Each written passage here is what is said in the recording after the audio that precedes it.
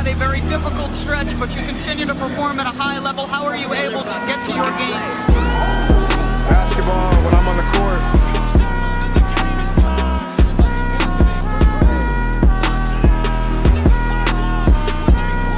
Rebecca, in the future, when you interview me, can you please take off your damn heels? He said, I'll present you, provided you let me wear your heels. We'll save that for later.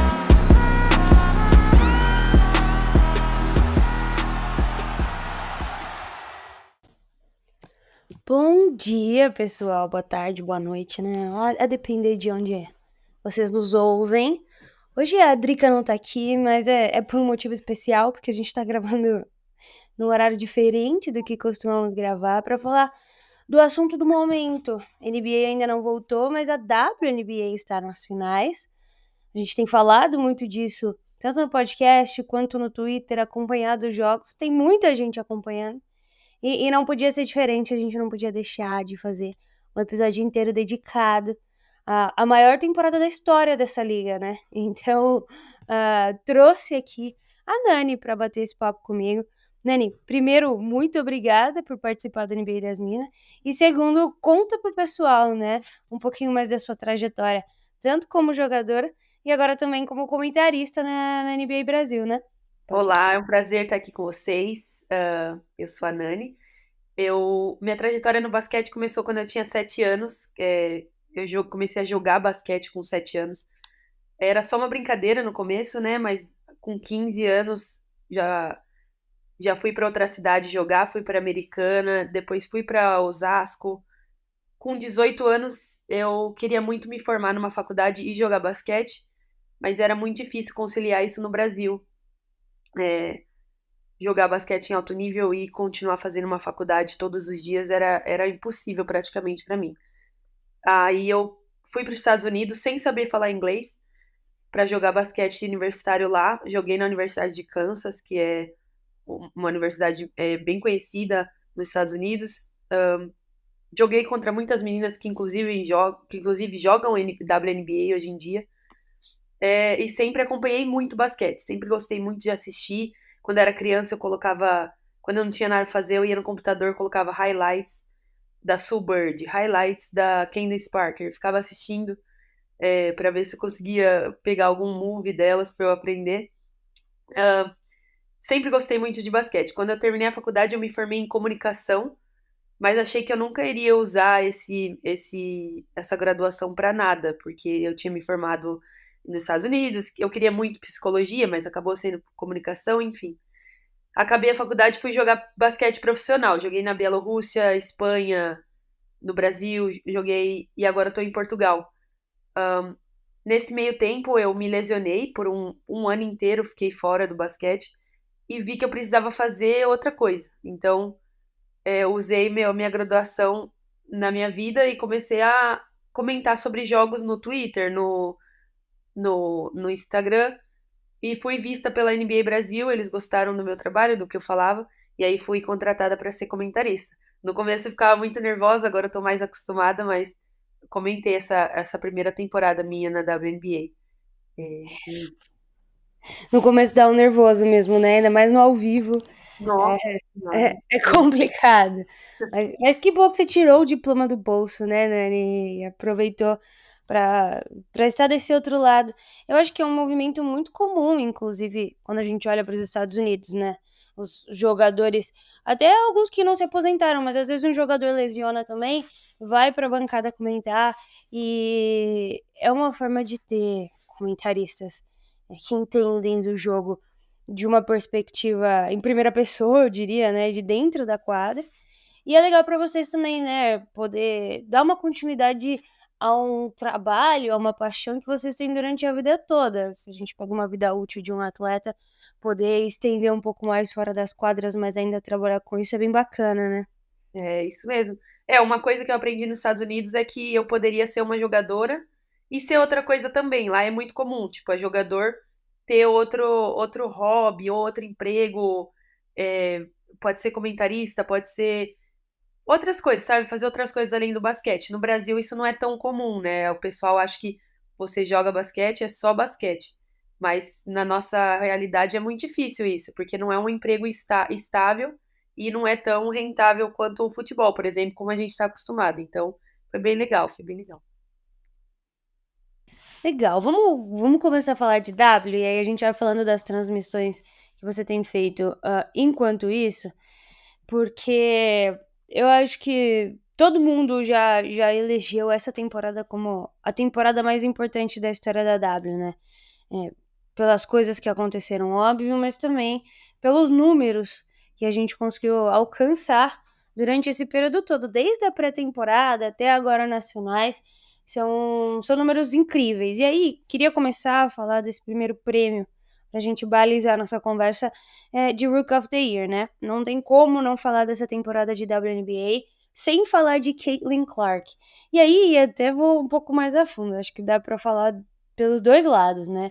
O lado super legal da jogadora que tá atraindo muitos olhares e atraindo muitos novos fãs, e um lado não tão legal, que a gente vai mencionar um pouco depois, que é uma legião de fãs que utilizam a Caitlin Clark de exemplo para atacar e cometer alguns crimes, inclusive contra outras jogadoras, né? Mas no que você viu, nos jogos que você fez essa temporada, em toda a sensação que essa temporada te trouxe, qual a importância de Caitlin Clark atual e pro futuro da liga também? Cara, eu acho que calhou muito bem a Caitlin Clark ter chegado esse ano. Acho que a liga teve um impulsionamento muito grande com ela, porque ela já veio do college com aquele hype, né? Ela quebrou muitos recordes no college. Ela joga um basquete que é gostoso de assistir, né? Ela arremessa de longe, ela faz coisas que geralmente é muito comum, não é muito comum a gente ver, né? Era muito comum a gente ver no Curry, que também fez sucesso, depois vem ela e chamou muita atenção. É, também teve a chegada da Angel Reese com ela, né? Isso também impulsionou muito os fãs. Claro que teve a parte ruim, que os fãs com certeza usam a Caitlin Clark para disseminar o preconceito deles. Mas a maioria dos fãs, eu diria que não, chegaram para assistir um basquete bonito, um basquete que foi muito bem marketizado, eu poderia falar. Eu acho que eu falo que calhou muito bem ela chegar esse ano, porque a WNBA cresceu muito nessa área de fazer um marketing melhor da liga, sabe? Vender que, tipo, é uma liga de basquete, você não precisa apoiar, sabe? Não é. Antes eu acho que eles vendiam a WNBA como, apoiem o basquete feminino, mas mudou muito isso. Eu até vi um TED Talk sobre isso, de que eles mudaram e começaram a vender como é uma liga de basquete. Se você quer ver um bom basquete, vem e assiste. E isso mudou muito, e com a presença da Caitlin Clark, mudou muito mais. Então, eu acho que essa foi a grande diferença dela essa temporada. Eu acho que durante muito tempo a WNBA tentou ser algo independente, no sentido de uma liga separada, e fez muito sucesso dessa forma, mas finalmente eles perceberam algumas coisas. Eu acho que a mais importante desses últimos tempos foi que quando você quer que um produto tenha a mesma visibilidade de outro, né, aí em comparação com a NBA, você tem que deixar ele o mais próximo possível. Por exemplo, esse último CBA aumentou um pouco os salários, ainda está muito longe. A gente teve uma melhora, né, na mudança de como o playoff era configurado. A gente antigamente tinha aquele primeiro round que era um jogo só, jogo único, e agora nesse final de temporada a gente já sabe que a partir do ano que vem os playoffs vão ter 7 jogos, né, as finais, que aproxima ainda mais da configuração que as pessoas que assistem NBA nos Estados Unidos estão acostumados, né, faz pelo menos parecer, de certa forma, que é uma liga com a mesma estrutura, né, nesse sentido.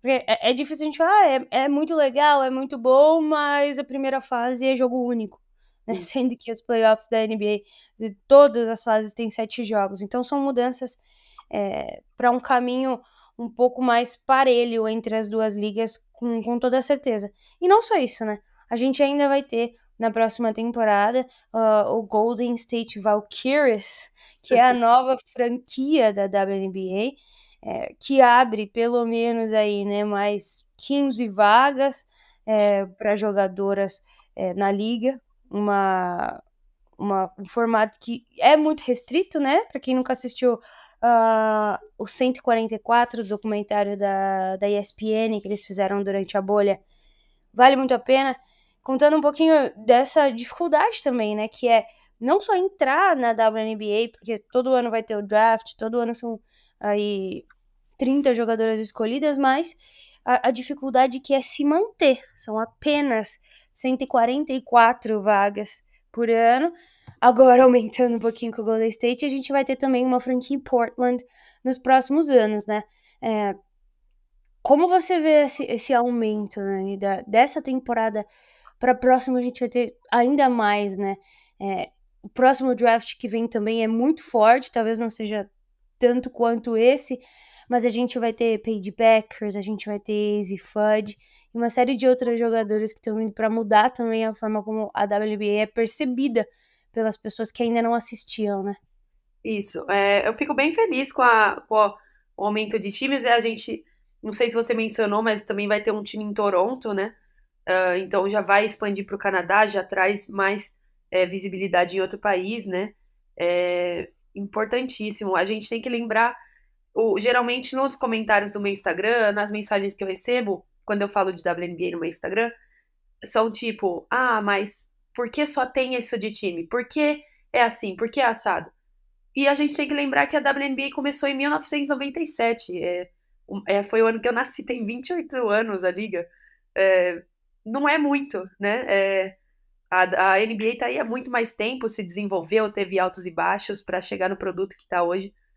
E então eu sempre falo pro pessoal, tipo, é uma liga muito nova.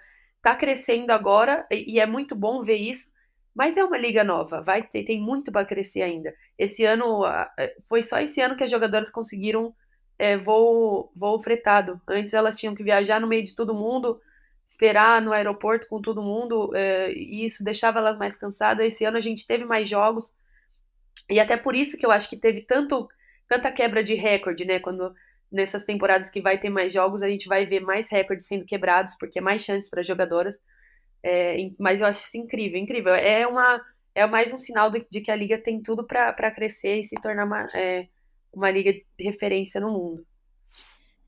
E somando a Caitlin Clark, que ganhou o Rookie of the Year, a gente também teve o quinteto das rookies, né? O All-Rookie Team, que conta com a Caitlin Clark, do Fever, a Laia Edwards, do Mystics, Rickea Jackson, do Sparks, Angel Reese, do Sky, e a Camila Cardoso também, nossa brasileira, do Chicago Sky.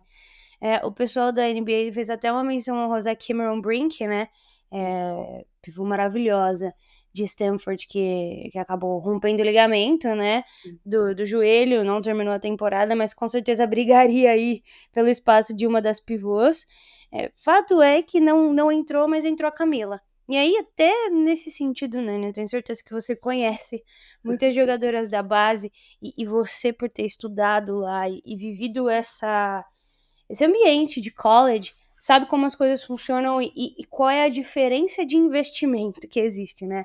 Para a base aqui no Brasil, você ir, sei lá, para uma quadra jogar à tarde, você estudar no college, numa Division 1, Division 2, para poder se preparar para o basquete. E a gente tem uma geração agora que está fechando com universidades, que está entrando nesse basquete americano enorme, né? São várias jogadoras, dá para montar praticamente um time.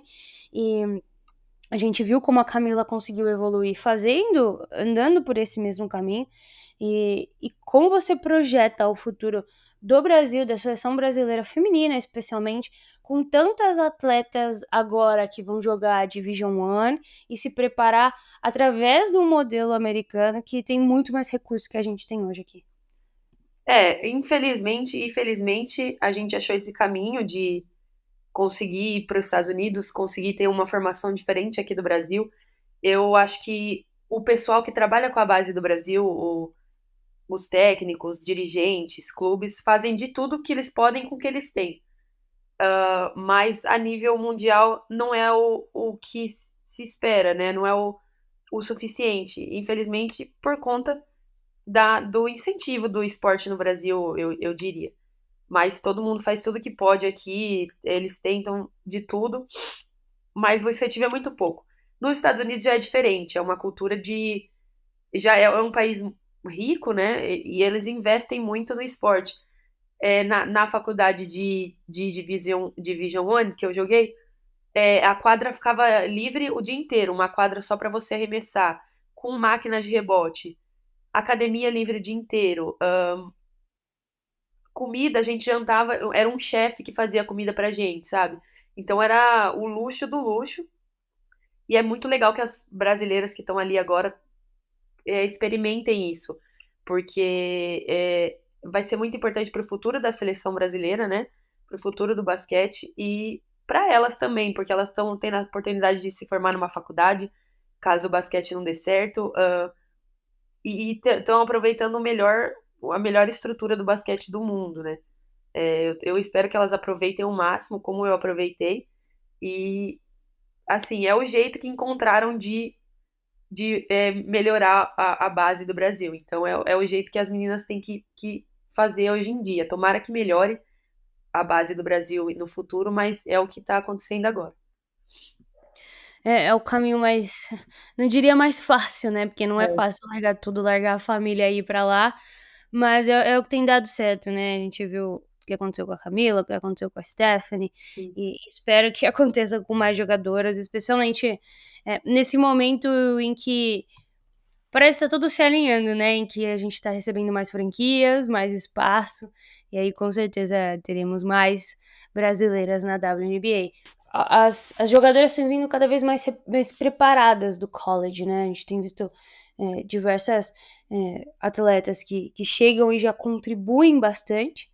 Um exemplo desse, por exemplo, é a Fibbit, né? Que ficou aí entre as finalistas, inclusive como sexta jogadora do ano. Acabou não vencendo, quem venceu foi a Tiffany Reyes, mas queria até falar um pouquinho dessa tabela, né? O Liberty e o Lynx estão se enfrentando nessa final, estão fazendo uma final maravilhosa. O primeiro jogo, inclusive, da final, a gente pode até falar um pouco mais depois, mas foi melhor do que as últimas 3, 4 finais da NBA somadas, não dá esse primeiro jogo. E o Liberty é um time que bateu na trave no ano passado, foi em busca de reforços pontuais, até porque já tá bem engessada em termos salariais, né? Tem Brianna Stewart, tem Sabrina Ionesco e tem Jonquel Jones nesse time, e encontrou na Fibbit uma jogadora excelente. A gente vê muitas jogadoras da W draftadas, e até em primeiro lugar de vez em quando, mas em terceiro, em quarto, que saem da liga, são dispensadas. Um ano depois, 2 anos depois, pensando em importância, né? Agora a gente vai ter um draft de expansão, tem toda uma mecânica para isso acontecer. Depois a gente faz um episódio dedicado somente a isso, mas as jogadoras têm vindo cada vez mais preparadas do college para ajudar esses times grandes, né, Nani? É, isso mesmo. No caso, a Fibbit não conseguiu ir pro college. Ela chega à tarde na WNBA, né? Ela chega aí pela idade, assim, com 23, 24 anos, mas ela não conseguiu ir principalmente porque ela teve lesões muito importantes nessa época da carreira dela, com 18, 17 anos. Ela teve dois rompimentos de LCA na base, e é muito incrível porque ela consegue voltar dessas lesões e ela surpreende porque ela foi para a Espanha. Ela escolheu jogar no basquete espanhol e no verão ela estava jogando na Austrália. Mas no basquete espanhol, que é uma liga muito forte, ela com 22 anos, 21 anos, ganhou 2 prêmios de MVP da liga. Foi a melhor jogadora das duas temporadas que ela jogou lá. Já chamou muita atenção. O que era a grande dúvida é se ela chegaria na WNBA e contribuiria, porque ela não, jogando pelo New York Liberty, ela não teria o papel de protagonista como tem nas outras equipes, mas eu acho que ela se encaixou muito bem por ser alta. Ela é uma lateral, uma ala de 1,92 m, e quando ela entra ali no quinteto do New York, ela consegue trocar todos os corta-luzes, porque ela consegue defender uma armadora e ela consegue defender uma pivô. Isso ajuda demais o New York. Pra você ter uma noção, toda vez que ela entra, o plus-minus dela, ou seja, quando ela tá em quadra, o plus-minus dela é muito bom. É um dos melhores da equipe, porque quando ela tá em quadra, o número de cestas que a equipe faz é maior do que o que a equipe dela toma. Então ela é uma jogadora importantíssima. Ela veio do banco no começo, por isso que ela foi considerada sexta jogadora e por isso que ela podia ter sido. Agora ela tá no quinteto inicial do New York. Mostra o quão importante a flexibilidade dela dentro de quadra pro time do New York para até tentar o título agora. Ela vai ser importantíssima. Quem ganhou o prêmio de sexta jogadora foi a Tiffany Hayes, que tem uma história muito engraçada, porque ela tava... É totalmente o contrário da Fibbit, porque ela tava aposentada. Ela veio da aposentadoria pro Aces para ajudar. Claro que o Aces faltou mexer muito mais no time para essa temporada, ficou com o mesmo time desde os 2 últimos campeonatos que eles ganharam, claro, mas faltou mexer um pouco. Mas ela contribuiu bastante vinda do banco aí, e muito interessante que ela estava aposentada, né? Não ia nem mais jogar basquete, saiu com o prêmio de sexta melhor jogadora. Foi uma coisa meio Tom Brady, né? Mas o Liberty, apesar de ter sido o melhor time da temporada, em termos de vitórias e tudo mais, não levou para casa nenhum prêmio individual, né? Diferente do Lynx, que figurou na segunda posição e tem no seu elenco 2 prêmios individuais atuais. O primeiro, como defensora do ano, Ana Fisher Collier, que está fazendo a temporada da sua vida. A gente já sabia da qualidade da Ana Fisher, mas a forma como o Lynx se reestruturou em primeiro lugar, né? Depois da saída da Maya Moore, mas também pouco depois, né? De outras saídas importantes, é maravilhoso. Tem um timaço, fez aquele primeiro jogo incrível para tirar uma vantagem de 18 pontos do Liberty, que foi a maior vantagem tirada em uma final de NBA. E tem uma espécie de Big Three, né? Com a Ana Fisher Collier, óbvio, liderando a defesa, o time que tem a segunda melhor defesa do campeonato. A Kayla McBride, que sempre foi muito bola. E a Courtney Williams, que veio do Dream depois de muita polêmica, né? A carreira da Courtney Williams, desde o começo ali no Dream, foi rodeada de algumas polêmicas, tinha problema com o time, depois saiu aquele vídeo dela numa porradaria no estacionamento, mas a gente sempre soube da qualidade e encaixou demais nesse time, encaixou demais no plano de jogo que tem o Lynx, que é comandado pela, inclusive, técnica e executiva do ano, o Cheryl Reeve, né? Que comanda esse time do Lynx. Essa foi apenas a segunda vez na história da liga que o Coach of the Year e o executivo do ano, né, foi entregue para a mesma pessoa. Ela é quem dita todas as regras dentro desse Lynx, na quadra, na parte executiva, de fato. Como eu falei, fez uma série de movimentos incríveis para tornar esse time o que ele é hoje, trazendo, né, Courtney Williams, trazendo Alana Smith, e liderou esse time em um recorde, inclusive, né? 30 vitórias é o recorde desse time do Lynx. E meio que uma surpresa, né, Nani? Você esperava esse Lynx em segundo lugar, na frente de times como, por exemplo, o Connecticut Sun e o Aces? Acho que ninguém esperava. É engraçado porque no começo da temporada, antes de começar, tem os rankings que a ESPN faz dos especialistas dizendo onde cada time vai terminar a temporada. E o Lynx foi cotado para ser 9º, ou seja, elas nem iriam para o playoff, segundo a ESPN. Mas nos primeiros jogos que a gente assistia delas, é um time que joga muito coletivo, é um time que encaixou muito bem esse conceito da Cheryl Reeve. Ela consegue tirar o melhor de cada jogadora, por isso eu acho que o prêmio de melhor técnica foi muito bem para ela. E a gente via os primeiros jogos delas e eu falava, é um time gostoso de assistir, mas será que chega longe? Porque, querendo ou não, a Ana Fisher Collier é uma estrela, mas será que ela consegue levar o time para uma final? E conseguiu, especialmente pela defesa. É incrível que a gente vê que a defesa realmente faz a diferença no basquete, né? A gente fala que defesa ganha campeonato. Elas, inclusive ganharam a Copa Commissioner's Cup no meio da temporada com essa equipe contra o New York Liberty e surpreenderam muito, muito em conta, eu acho, que de ter uma defesa tão forte e um time que joga coletivo no ataque.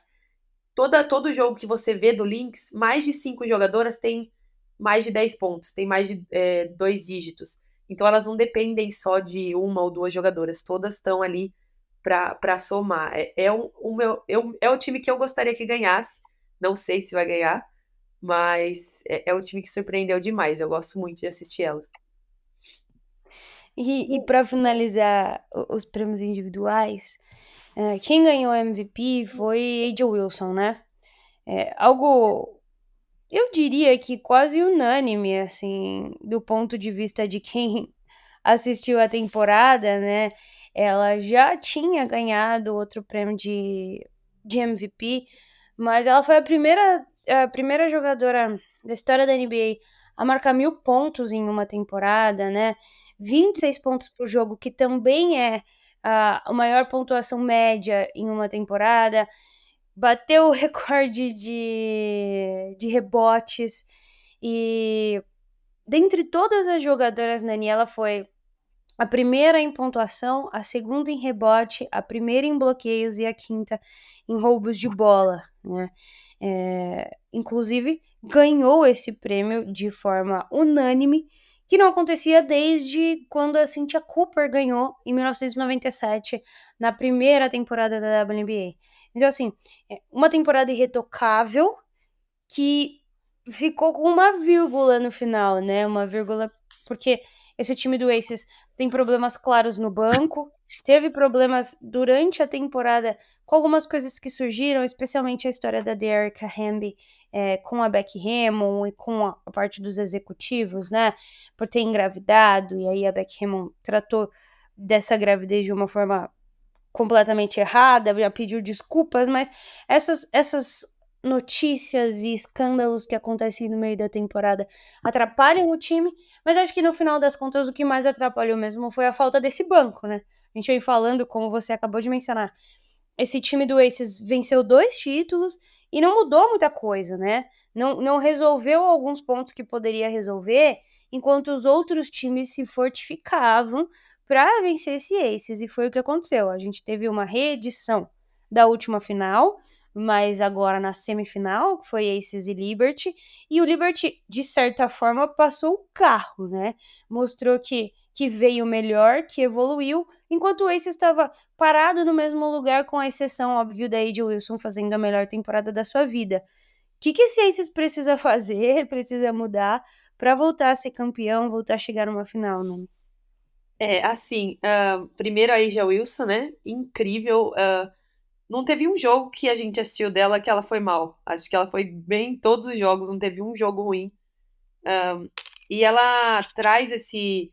A gente fala em inglês que é o chip on her shoulder, que é um rancor, né? Da temporada passada, porque ela não ganhou na temporada passada. Inclusive porque alguém deu um voto nela de MVP para ser 4º lugar no MVP.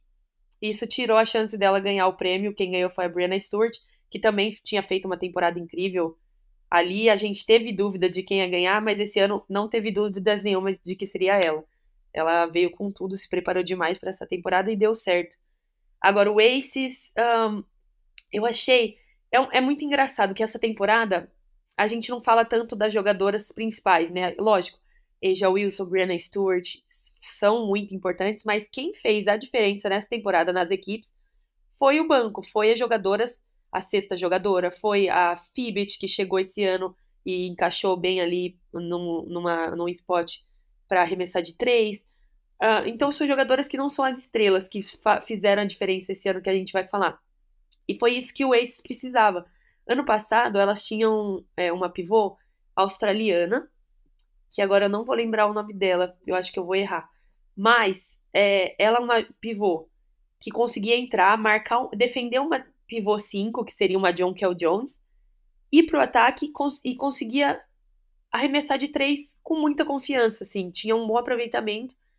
E isso, pra mim, fazia diferença pro Aces, porque elas precisavam do ataque mais aberto pra A'ja Wilson jogar no meio e alguém na defesa pra segurar as pivôs do New York, pra segurar as pivôs do Connecticut. E isso faltou esse ano, porque ela saiu, né? Se eu não me engano, foi jogar na Austrália mesmo. E elas adicionaram a Megan, mas a Megan não tem tanta mobilidade pra defender na defesa. A Stokes não conseguiu segurar esse ano também. Então, pra mim, faltou uma pivô ali, uma pivô que conseguisse defender o garrafão e abrir o ataque no ofensivo. Mas ano que vem a Becky Hammond já falou que vai mudar o time, né? Isso me deixa curiosa pra saber qual vai ser a mudança, se às vezes que a Alciplan vai sair, tem essa chance, porque ela vai terminar o contrato. Vou ficar bem curiosa pra próxima temporada. Acho que você estava mencionando da Kayla George. Isso, ela mesmo. Perfeito, não está mais. Mas o Aces se encontra numa sinuca de bico e as jogadoras assinaram o CBA, agora ele vai demorar para ser revisto, né? Vai demorar para vencer. Mas a WNBA ainda é uma liga muito engessada, né? Quando a gente fala dos hard caps, o pessoal aí que ouve e gosta de salário, ela é bastante hard capped, se a gente pode usar essa palavra, né?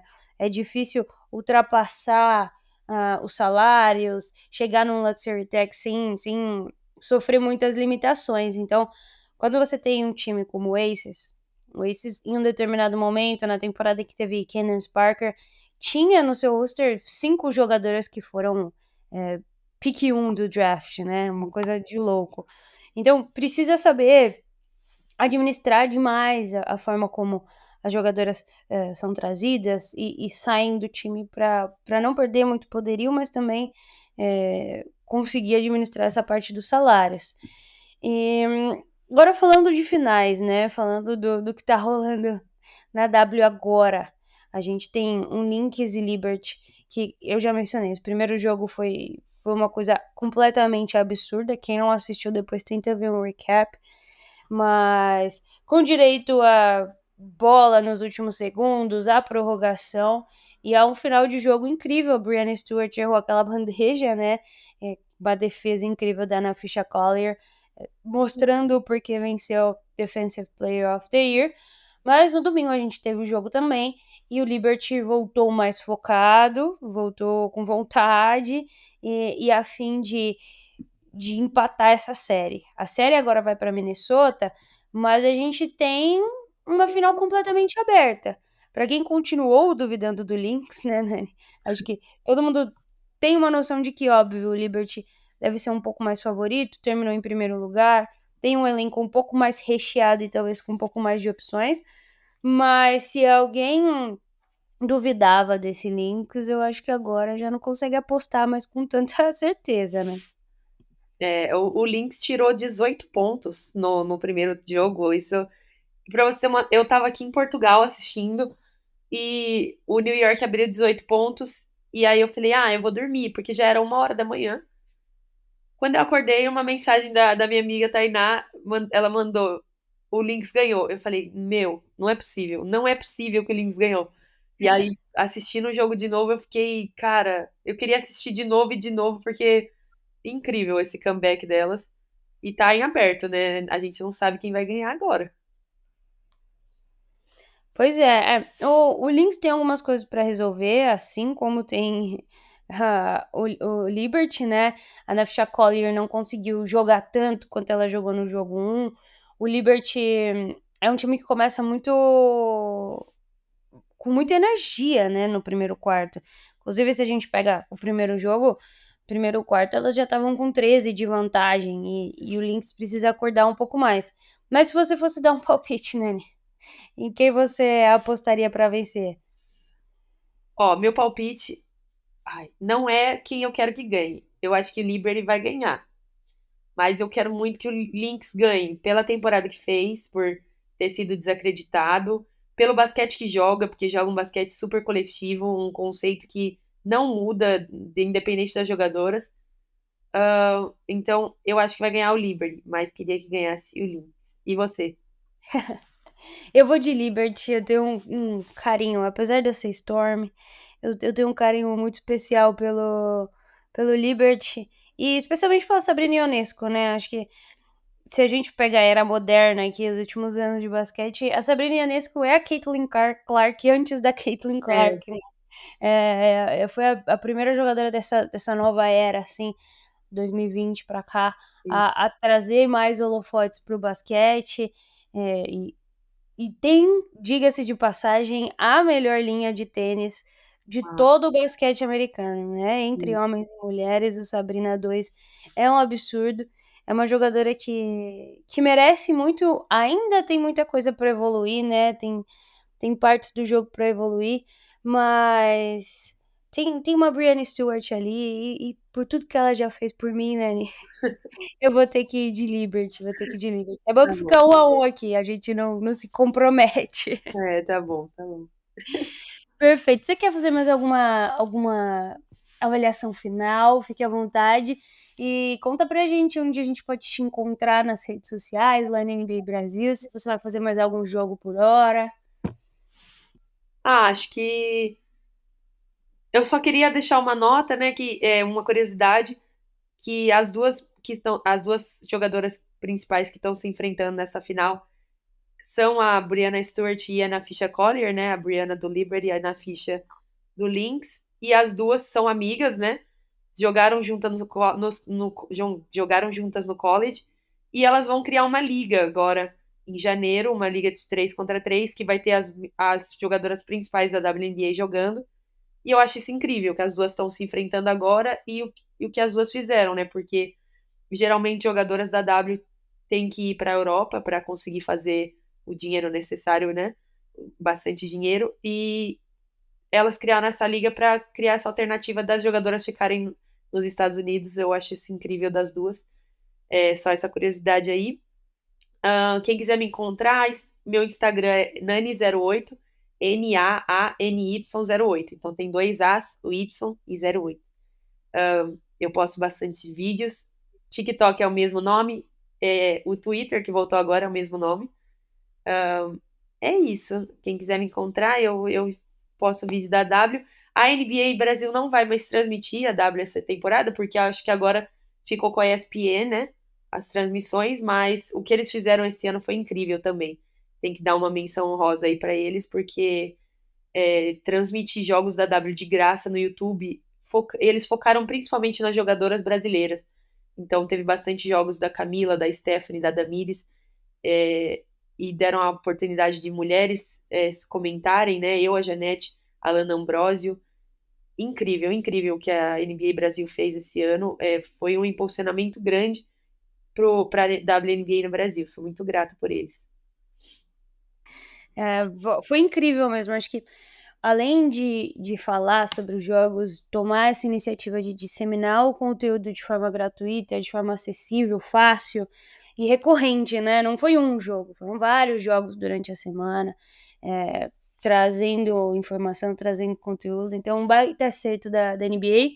Apesar das finais serem exclusivas, né? Espero que a gente possa ver mais disso nas próximas temporadas, com franquias novas. E, Nani, você, por favor, volte já pra gente falar de draft, falar de expansão e bater mais papo sobre basquete feminino. Muito obrigada, viu? Obrigada pelo convite, adorei. Imagina. E a gente volta semana que vem com o grande episódio de palpites. As informações já estão sendo coletadas, então já vão preparando o caderninho, porque vocês sabem que o Tira-Teima vem aí, beleza? Um beijo, gente. Até semana que vem. Tchau.